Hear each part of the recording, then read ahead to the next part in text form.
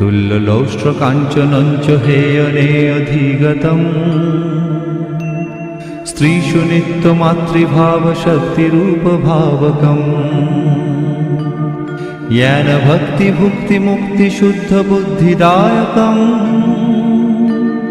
तं नमामि देवदेव रामकृष्णमीश्वरम् सर्वधर्मगम्यमूलसत्ततत्तदेशकम् सिद्धसर्वसम्प्रदायवर्जितम्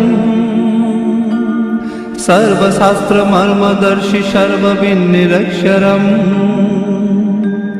तं नमामि देवदेव रामकृष्णमीश्वरम्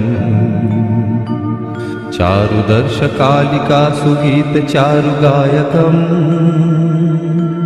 कीर्तनेषु मत्तवच्च नित्यभावविह्वलम्